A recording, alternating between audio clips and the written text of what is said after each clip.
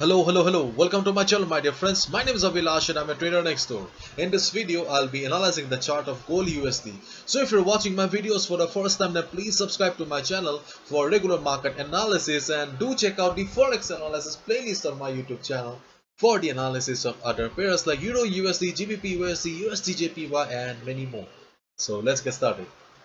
So this is the 4-hour chart of gold USD in front of us right now, and as you can see that after the market opening, market is coming down. Gold does not have the strength to go up. Right now gold is trading at 1753. So the next support for gold is at 1740 to 1750. My dear friends, keep in mind 1740 to 1750 is the next support for gold.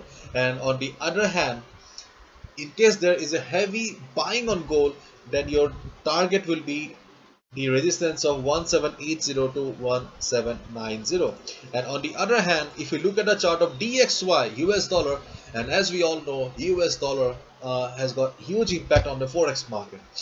So if you look at the chart of US dollar here, then we can clearly see that dollar is not in a mode of going down. In my earlier videos also, I have clearly mentioned that the chart of US dollar DXY is extremely bullish and we have a huge possibility of US dollar going up. And as you can clearly see that dollar is standing at 23.67, sorry, 23.6 level, and dollar is trying to take support, and there is a good possibility of dollar bouncing from this level.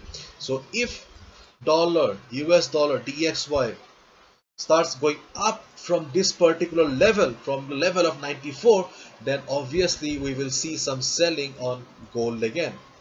So the things are quite critical right now. Okay, honestly speaking,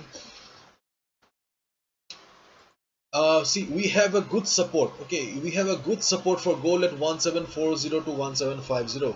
So if you ask me, Avilash, where is the best position to short the market, then obviously shorting the market at this support will not be a good decision, because as we all know, support means a place of buyers.